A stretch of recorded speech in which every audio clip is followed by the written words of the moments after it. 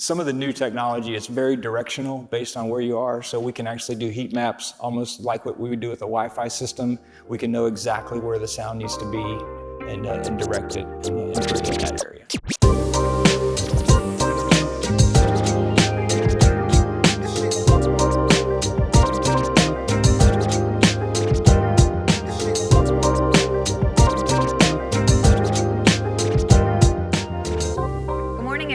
We're really excited to have today and talk about Patios to Paradise. We're going to be talking about outdoor living, the luxury experiences that are available and are up and coming, and the transition from outdoor to indoor and how people are utilizing their spaces after COVID.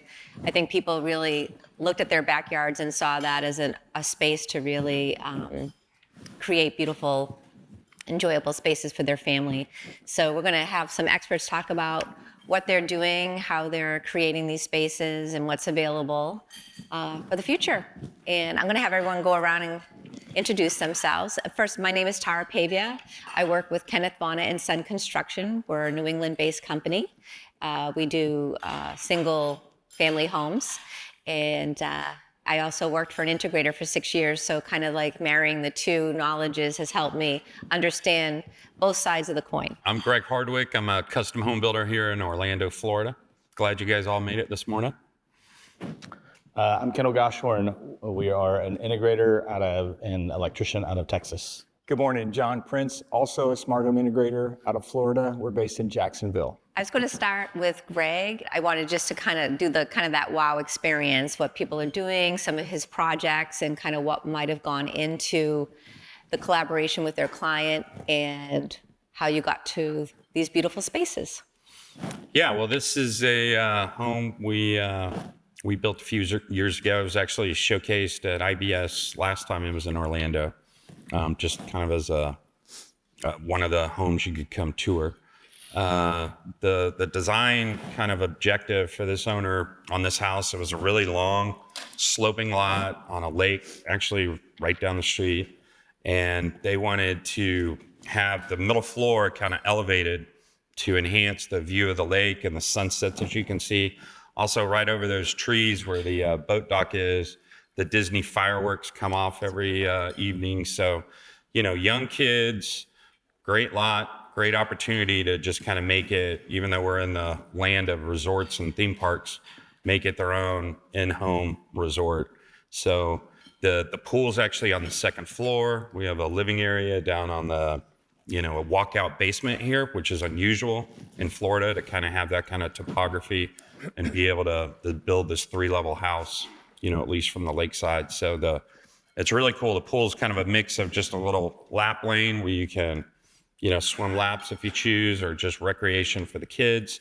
And then it goes into the hot tub, and then it spills over on a 13-foot waterfall down into a collection pool on the ground, on the lakeside. So the outdoor area here is huge. I think when we were calculating kind of area under roof and area under air, there's more than 2,000 square feet of outdoor living here, and it's connected right from the summer kitchen. Outdoor dining is connected right to the indoor dining and the kitchen. There's a whole, line of kitchen dining, outdoor dining, and outdoor cooking. And then this outdoor living room, for the most part, is connected to the interior family room with just big, giant lift and slide sliding glass doors. So a lot of effort to enhance the view, to pack as much as we could in that patio area, right off the main floor.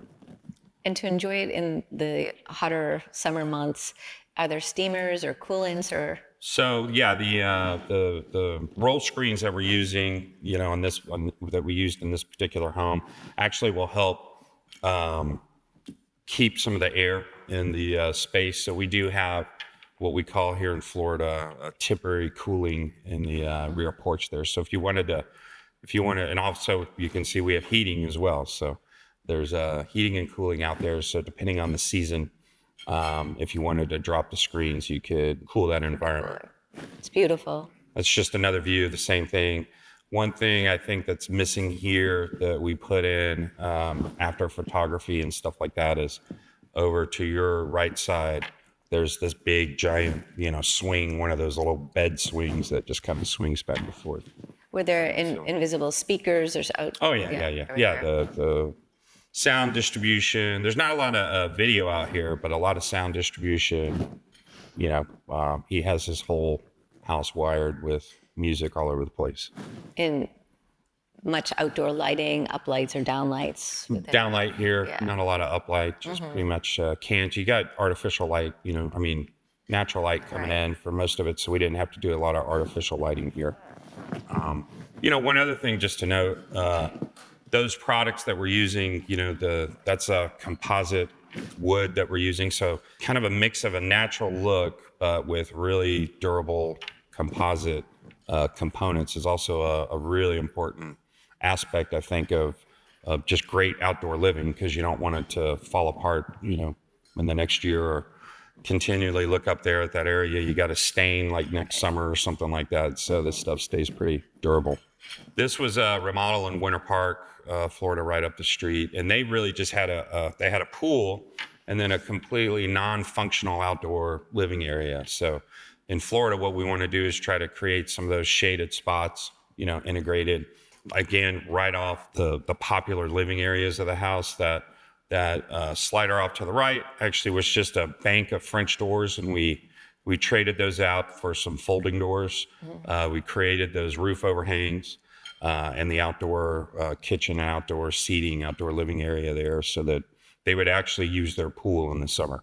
This is a brand new home on an infill lot here in College Park, Florida, on a lake, and really just surgically placed this 10,000 square foot home among all the mature oak trees and everything that we could there. There's actually a limb, about 3 feet off that screen there. That's why that screen's diving so sharply with the diagonal there. But the family, anytime I'm over there, they are out on the back deck looking across the pool. We have a pickleball court back there that we put in, and they're just enjoying outdoor life there.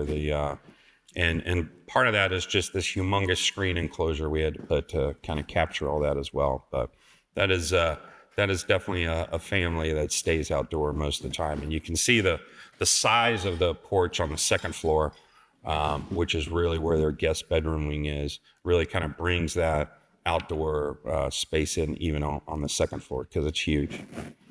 What are the requests you're getting? Pickleball you mentioned. Are you getting the tennis courts or different types of recreational areas? Yeah, we get sports courts all the time. Just really nice resort style pools. We get a lot. Now that the home that we toured the other day, it's kind of it's a smaller space. It's not on a lot, at least the backyard. But they're just trying to get some wellness stuff out there. We're doing a cold plunge out there and those type of things right off the gym and yoga area of the home. So it's different for most people. We're here to build, a unique home for them. So it's really up to the individual. It's interesting, regionally and what luxury, because in New England, a big luxury thing is the ice melt, like having the walkways heated, having the driveways heated, in the gutters, there's heaters so that the water flows smoothly. But for the clients, that's like an expectation, so that they don't have to shovel. So I want to put like a sheet on my staircase and like in my house. But so that's like another part of making sure that all the elements are taken care of so that they can enjoy their spaces no matter what. I think the biggest thing is just having it connected, to their indoor space that they're using. So it's really more of an extension. When these sliders are open on this particular house, that's an access point all the way to the front door and from the front door to the back. And so when the doors are open and even maybe the screen's down, it just looks like your living room got twice as big, And then if you don't want the screens down and it's a beautiful day like we've had this week here in Central Florida, you can really keep it all open and it all just seems like one space. So yeah, that's just kind of a reverse view of the first home you had up there, just kind of looking back. That's artificial turf is something that's kind of trended pretty well here until some of the local jurisdictions, started, getting us away from artificial turf again. But when you're on an elevated concrete, waterproof slab, there's nothing that's going to grow up there. So to give it a mix of that hardscape, look with some natural color in there, we added a few little patches of the artificial turf. Is it common? A lot of our clients have been asking for pools where you actually set the chairs in like a waiting area. Yeah. So is that a big ask? Sun bench or something like that. Yeah, and then this one, I don't know if you can actually see it, has stepping stones that kind of connect the two grass spaces because the water's running through there into the hot tub and then, down the waterfall on the backside. But this picture is a great picture to show you just the scale of true outdoor living here. Yeah. And, which is why anybody that asks me what my cost per square foot is, I just completely ignore, because this stuff costs money too. Yeah. And so for me, it's a cost under roof, not a cost under air per square foot. I know it's infinity, it's hard to do here, but do you have many homes with like retractable covers or for the hot tub? We haven't done that, but we have entertained these pools where the floor kind of comes up on little hydraulic lifts and then levels out with the deck. That's still quite an expensive investment to be able to do. I think the one we were looking at, when you get into a pool that's bigger than 30 by 20, it was over $500,000 just to integrate that system. So that's that can get up there when you're talking about just the incremental cost on a pool. And are people getting away from like deep end, low end, and doing more lap, all same? I think so. I think with that sun shelf, so the pool I'm evaluating right now with that owner, it's basically sun shelf, a few steps, and then one level. Yeah. So this particular pool does have a little bit of a deeper end and then a more shallow end, but it's not like the old days when we were building pools with diving boards and slides and stuff like that. And it's actually more usable, I think, when you have like a 4 or 5 foot, max depth, and not these 10 and 12 foot, deep ends, in your backyard pool. Yeah. And have you ever done any like floating spaces? Well, we haven't done necessarily floating spaces, but what we do is we'll recess an area of the pool deck, and so that area, while you're in there and somebody's in the pool, you all you're in dry space and wet space, but you all seem like you're in the same level. So we've done that before, and it gives that I think it kind of maybe achieves the same thing.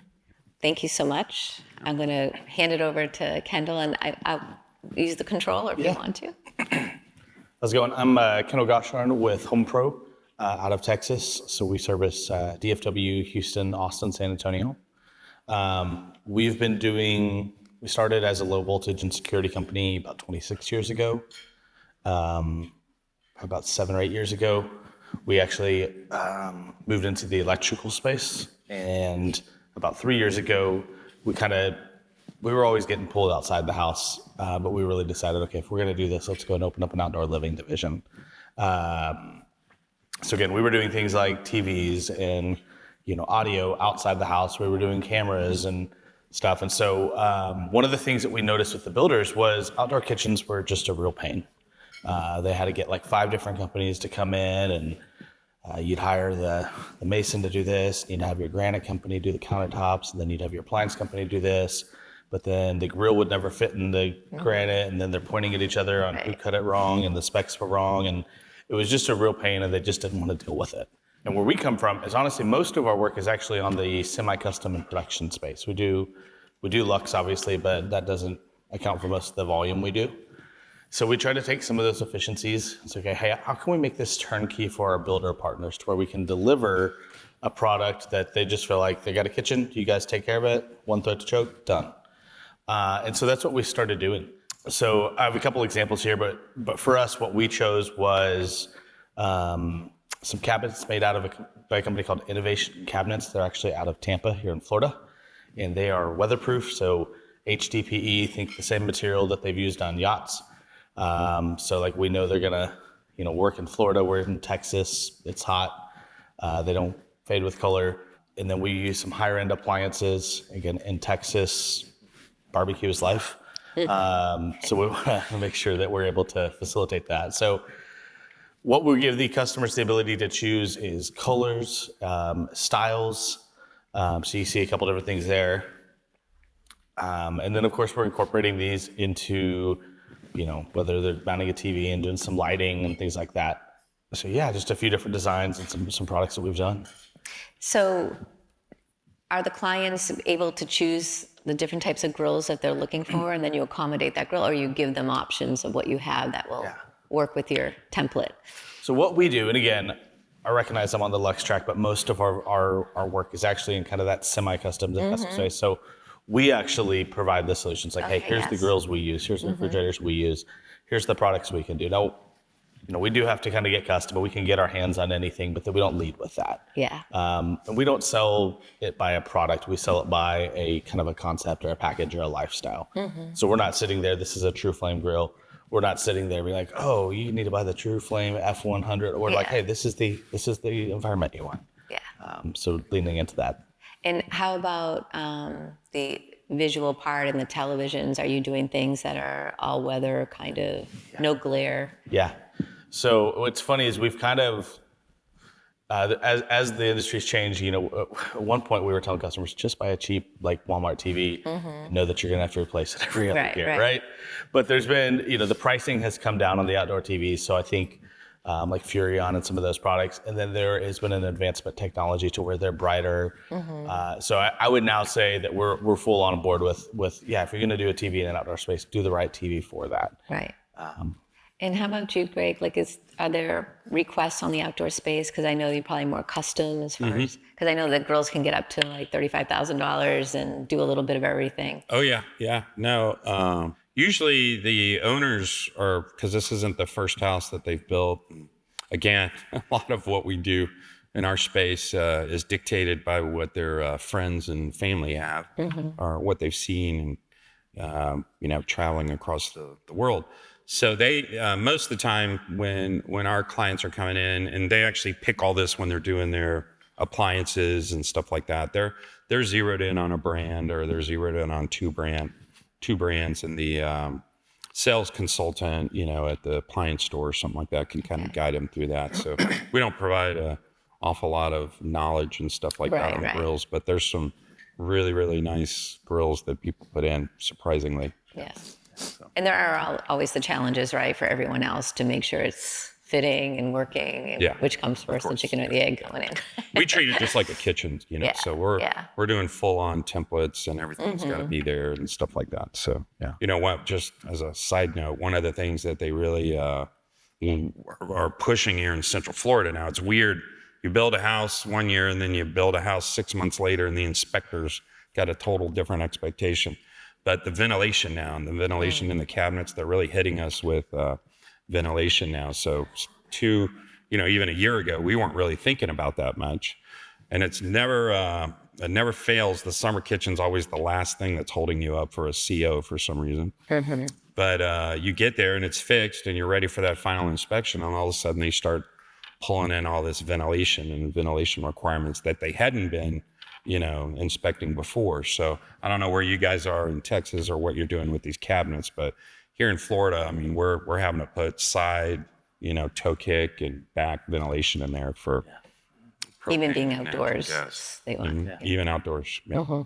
It's really the cabinet they're trying to ventilate. So we've been fortunate. I think like City of Austin has tighter regulations for building, but outside of that, we've not ran into many issues on ventilation. Again, I think a lot of that has to do with the space and where you're putting it to. But hopefully it stays that way. Yeah. Any add-ons or what is trending, and what do you see as the future of outdoor grill space? Yeah, so I'll say this, a couple things. In Dallas particularly, we have a really heavy international buyer presence. And so what we're finding is they don't necessarily care about the barbecue grill in the same way that want to do burgers and hot dogs, but whether it's a griddle or whether it's power burners, it also satisfies the need of a spice kitchen. And so we've actually kind of redesigned these for a few of our customers to where, again, there's actually no grill as you see like in this picture, but there is a think Blackstone or a large griddle or a couple power burners. And so There's a lot of prep space on the counters. So those are some of the kind of version 2.0s that we've seen in this space. Yeah, the griddle for sure. Yeah. Pizza ovens Yeah. are very popular now, and just in general ovens. Tomorrow night I'm going to some presentation at one of our appliance stores with some big commercial grade oven that's built for outdoor stuff. So really full on cooking outside instead of just the grill. Yeah. So. Okay, John, I want to hear a little bit about what you are doing with your outdoor spaces. Okay, cool. So we've got the builder that builds beautiful homes. We've got the outdoor cooking with Kendall. We get to bring the party. Music is really, really big now in our trends, and we're way past, hanging a couple or 4 or 5 speakers on the lanai, over the sliders or over the door. We're way past that. We're now getting to the point where we have some all-weather, high-end, high-power audio systems that are available today for your custom home projects. So, forgive me, I'm going to go through this. A couple of these slides have a few video clips, so I'm not sure which one is which, but we're going to show you. This is actually a picture of our studio. We have a planter area, and the audio systems can be blended in with landscaping so that they're not obtrusive, and they look well, and of course they sound really good. So here's just a short little clip of the audio.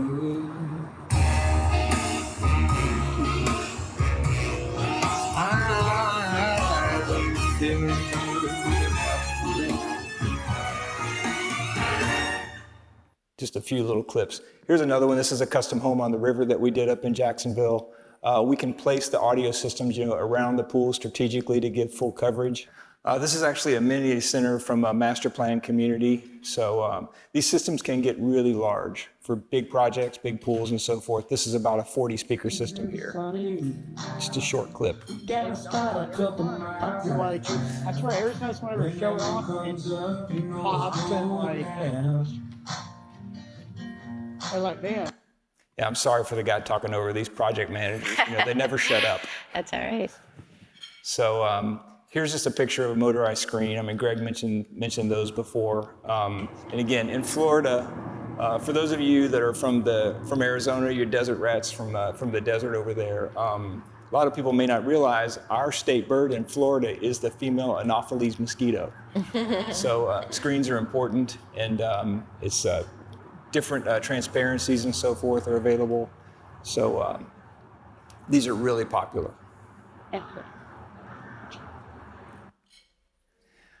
Here's a picture of a mic. We talked about outdoor displays, and I would concur with what Kendall said. In the early days, it was, hey, go to Walmart, buy a $400 or $500 TV, put it up. If it lasts, a couple of years, you probably broke even. If the humidity takes it out early, you probably lost. And if it lasts 5 or 6 years, you're ahead of the game. But the all-weather displays, and to Kendall's point, they have gotten better and come down in price. So that's what we're recommending. This is the next iteration of outdoor technology. This is actually a micro LED display. Think Jumbotron at your NFL stadium. This is a mini version of that. So by no means a budget product, but for somebody that wants a really high-end display for outside, this is the way to go, and you're going to see these more and more popular on your high-end projects.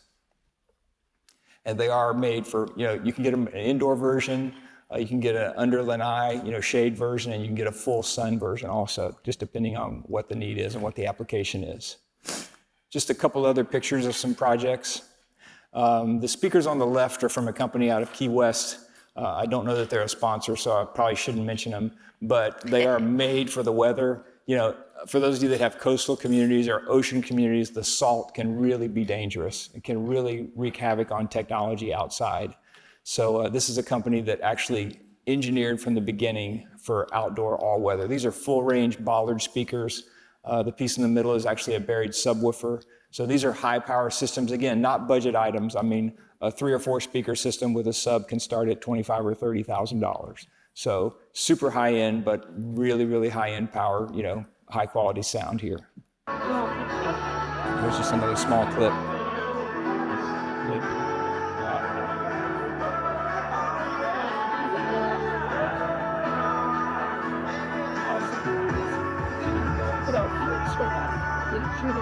Yeah, I apologize. The iPhone audio just doesn't do it justice. You have a lot of parties at your house. We are the party people, absolutely. And again, music, I mean,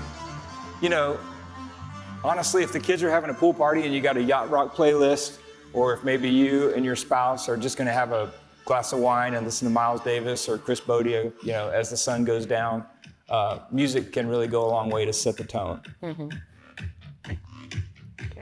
This is not my playlist, by the way.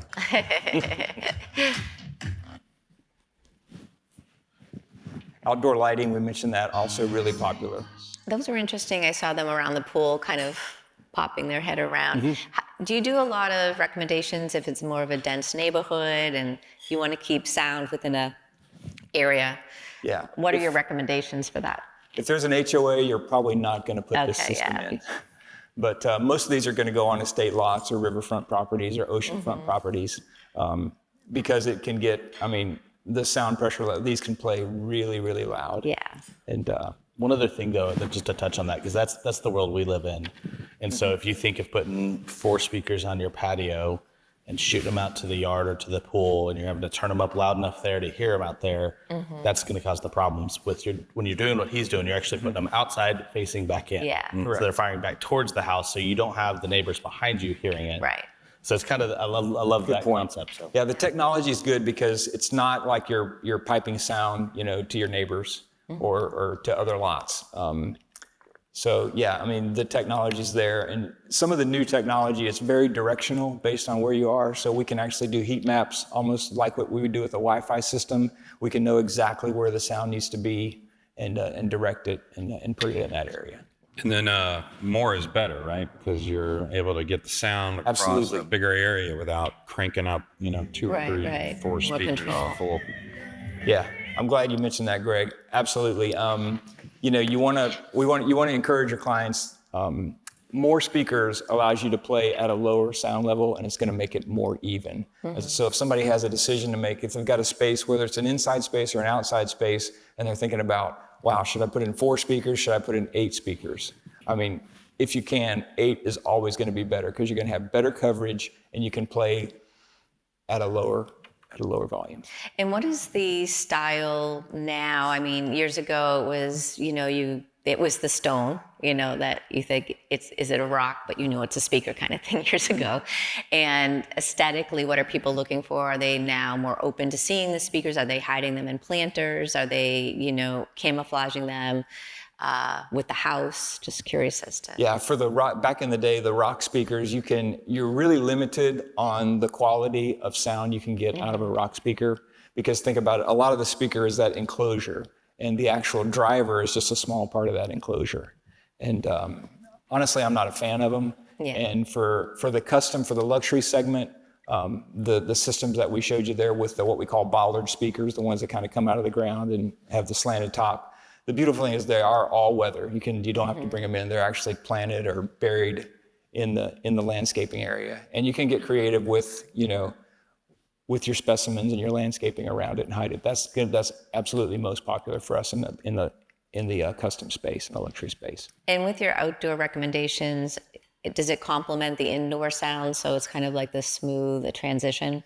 Absolutely. One of the sponsors here, they have a booth, is Sonos. Most people have heard of Sonos. They really kind of are now the gold standard on wireless, distributed audio in the residential space. And we can, the systems that we install, you have speakers, you have an amplifiers, and then you also have the source component. And you can use actually a Sonos system to drive all your indoor sound and also your outdoor sound. So it can be completely synced up. Nice. Good question. And as far as the televisions, are more people looking to hide them, put them in lifts, have them hidden in areas and come up when needed, or are they pretty much? We haven't done a lot of concealed, a lot of lifts. We've done a couple outside, but I wouldn't say it's a high demand item for us. Yeah. Very, very cost prohibitive. Yeah. And if you want a really big TV, that means a really big lift or a really big place to hide it when you're not using it. And most people feel like if you're out, it's a lot different from, a living room space or a family room space where you might want to conceal a TV. So, Have you come across that when anyone wants to? Yeah, yeah, we've evaluated them, several times, and I would encourage anybody that hasn't ever been to CEDIA, as a builder, evaluating some of these client products. When they ask for the lift TV and stuff like that, go to Cedia and see what those price points are. We can literally do anything. Right. You just need to bring a lot of money. Yes. Very expensive, but there's some pretty incredible stuff. That actually is like a cube, comes out of a box and then kind of folds together. But CC'd. you could buy a few really nice cars for that price of that TV. Absolutely. But it's endless out there, some of the stuff that they're doing. One thing that I was thinking when I saw the safety net around the pool, because I've seen also there's sensors, if there's a cross, that they're alerted that somebody has gone beyond, that 2 foot close to the pool. Are you seeing that? Or are families looking to have more provisions around the pool? Yeah, I can speak for Florida has one of the most restrictive pool codes in the state or in the country. And we've had so many children, that have drowned in pools. You can't fault them for that.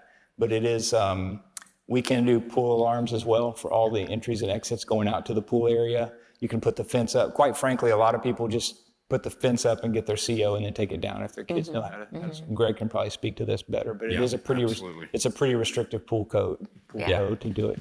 Another one of those things that can trip you up, at the end of a project and stuff. But yeah, I think there's a lot of technologies that they allow, to meet that minimum code, but it's definitely one in there in the little pool fence. You're out there and your CO and it's there one day, and then you come back 2 weeks later and it's gone. With like little covers for all the holes. So, the worst one I think is the door alarms when the doors open and it's too high for anybody to turn it off, or they forgot to turn it off and it's just screeching in your ear until you get that figured out. But I think one of the popular things that a lot of our clients are going with right now is a float alarm. So it'll have like a little stand on the side of the pool, and it'll detect wave action or something like that in the pool and go off, and it's a little less obtrusive to a pool fence around it. But one of the interesting things, just as a note, you could it's not only the prevention of someone from the house going to the pool and preventing that drowning. There's also kind of that perimeter fence that you have to have around the pool to keep it from being an attractive nuisance and like somebody else, a neighbor or something like that entering the yard. But what's interesting is you could live across a lake and have your neighborhood and your house blocked off, but they completely expect somebody to swim across the lake and get in your pool. So they want that barricaded Interesting. too. Yeah, I was going to ask about that. I'm trying to think of any other things. As far as video, do you do a lot of video in the backyard for people to have? Surveillance? Yeah, surveillance. Quite popular. Yeah, but as far as video distribution, there's not a lot of people that go for more than one display that I see a lot outside, unless it's just, huge, like they do on the inside, where they're doing video walls and stuff like that. So I think the outside video, whether it's a weatherproofed outdoor rated TV or not, it's usually kind of just one display somewhere for that, either at the end of the pool or over the grill or, on a wall, where some of the outdoor furniture is going. Because I'm not sure about the warmer climates, but in, like, say, New England with snow and the video, many times there's like heaters so that there's no obstruction. Do you have the same with humidity or? We're not doing the heaters. I mean, I've seen a lot of those heaters. We don't have to do those, too much here, but they have great outdoor ceiling infrared heaters that kind of come down and. Yeah, we don't shovel a lot of snow down here, Tom. Right. Yeah, if it's below 60 degrees, we all pull out our jackets and we're ready to go. Yeah. Fire up the pit. Yeah. Oh, that's another outdoor element. I'm glad you mentioned that, because we're doing this a lot around pools. Is that fire element too? So earth, water, and fire, or whatever it is. But yeah, a lot of the house we toured yesterday. There's going to be fire outside, in the little fountain as you walk up to the house, and then fire integrated with some of the pool and the corners of the pool. So I think that's adding to the luxury look of pools. Right, absolutely. Are there any other areas we didn't cover? I want to open up to some questions with the group. But The only other one I'll just quickly mention is lighting. Doing a lot with whether it's landscape lighting or outdoor lighting, even getting into what I just call like permanent holiday lighting. Doing a lot of those technologies, those can blend. And so that's just another way that you can really spice up that space, is to add some cool lighting. Right.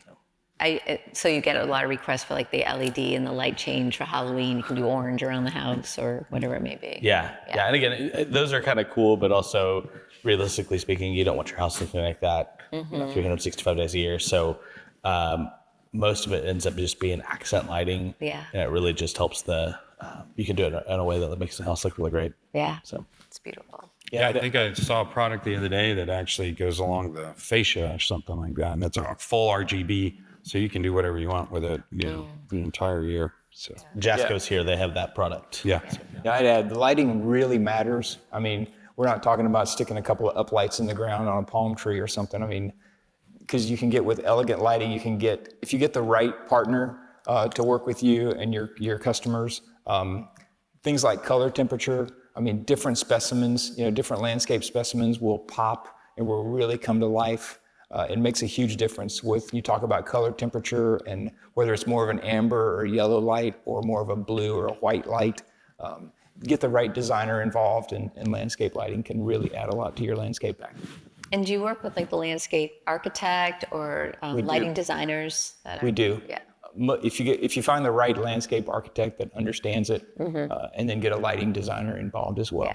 Yeah. Great. Any questions for anyone here? It's all about me. Absolutely. I mean, that's the conversation, do you want heating? Now, that's not a conversation specifically that we have in Florida a lot, on the outside space, but just walking through, knowing as a builder what those potential items could be, either through past builds or coming to, Builder Innovator Summit. Just being knowledgeable on those things, identifying that you have to have that conversation just as you're walking through your conceptual estimate or whatever, which is the way we approach estimating, I think is beneficial, because if your client doesn't know that they want roll screens until you're finished with framing, it makes that delivery a lot different than if we could have hidden the motors and, recessed the tracks and all that other stuff and had it really, less, just a better integration into the home. And you don't know that from the beginning, you're not going to be able to, provide it the way it should be provided at the end. So, Yeah. I think, excuse me. To Greg's point, from the integrator standpoint, I mean, you got your team, right? You're the builder. You got your go-to people for your different scopes. The earlier, the better, because you made a comment earlier I wanted to highlight. As a smart home integrator, an audio video technology company working in the smart home space, we're touching more and more of the project as time goes on. So if you can find a great partner, let them be the subject matter expert for your buyers and get them involved really early in the process. That'd be my advice. Yeah. That works better for the customer's going to be served better, because honestly, we don't have to be hard sell with customers. We just a lot of people just don't know that these things are available. And if they're building a new home, it's their dream home. If you get the right integrator, they'll be able to expose them to what's available and also help them, hone in on a budget for that scope. Because we didn't talk about showrooms, but I also think it's so important for clients to walk through, experience the products, lighting especially, because you can talk about lighting, but when you experience the different lighting that is out there, it's usually that, wow, they usually think that's what I want. It doesn't even matter the price point. At that point, that is what they want. And I meant to ask, do you have your showrooms and do you have, outfitted with different types of speakers so people can experience that? Absolutely. We built basically an experience center, a design studio. It's a by appointment studio. So we have a 9,000-foot building for our company, and we dedicated a third of that space to a lifestyle design studio. We have a dedicated theater. We have a full kitchen for builder events and things like that. And we have different technologies. We don't have a wall of TVs like you'd see at Best Buy, but we have different sizes of TVs peppered around the space. And lighting is real. People don't know what good lighting is until they've seen it. Right. And So I if also you can feel that actually it's demo, it's forever important. changing, it's upgrading, there's so much to lighting, and even like the electrician can't possibly keep up, but the integrator are the ones who can educate and present that at a very high level. Yeah, we do the same. I mean, honestly, we think it's our job to walk them through, room by room and make suggestions, because we don't want one of our customers to walk away and be like, I didn't even know I could do that. Right. So we're like, hey, here's some of the things we see people do in this type of space. Does any of that catch your attention? If so, let's dive in. If not, no worries. At least you know it's an option for you. Right. Because we have a lot of coastal views for Cape Cod and islands, and many times it's all windowed spaces, but they want a television. And so we're able to show them, it can come out of the island and it won't obstruct their view, and then they don't want to view anything, it's hidden away. Same as outdoors, they also like to hide them. So it's a matter of being exposed to it, letting them know what's out there, and letting them pick and choose. And sometimes there's sticker shock, and sometimes in this marketplace, it's not even an issue. Yep. So, any other questions? Yeah. So there's certain parts we had a subcontract. So like, for example, the gas connections, right? So we partnered with a plumber that serviced all of our markets that we could sub out that part of it too. But honestly, most of it we're able to do. We sub out the granite, right? So that's a 2-day part. They have to come out, measure. Even though in theory you should be able to prefab, just life happens. So yeah, we sub out that, but when we deliver a price to a builder, hey, this is $15,000, that includes all of those costs in it already. So you as the builder get the experience of a turnkey. It's on us to arrange that. Yeah, a little bit of both. So again, I think it just kind of started. We had some of our guys that were actually started as technicians that kind of had a knack. I think one of them was into woodworking, and so like, you'd be really great for this. And so we do that. Now, all of the manufacturers have fantastic warranties. They're actually all out lifetime warranties. So that just really helps. But even on the service side, we've offered different service programs to where, hey, you want us to come service your grill, before the summer or at the end of, in Texas, grilling season is year round.